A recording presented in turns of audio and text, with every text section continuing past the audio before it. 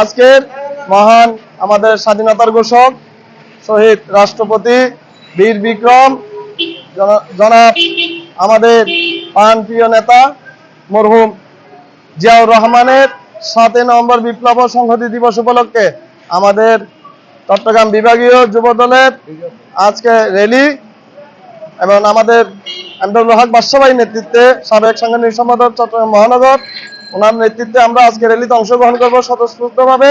আমরা বিশাল আকারে বাদশাহীর নেতৃত্বে আজকে র্যালিটা সফল করব। আমরা শহীদ জিয়ার আদর্শের সৈনিক, আমরা বেগম জিয়া দেশ নেত্রী আপসহীন নেত্রী খালেদা জিয়ার সৈনিক এবং তারেক রহমানের সৈনিক। আমাদের আদর্শ জনকল্যাণমুখী কাজ, আমাদের কাজ হচ্ছে মানুষের পাশে দাঁড়ানো। যেভাবে আমাদের শহীদ প্রেসিডেন্ট জিয়া রহমান মা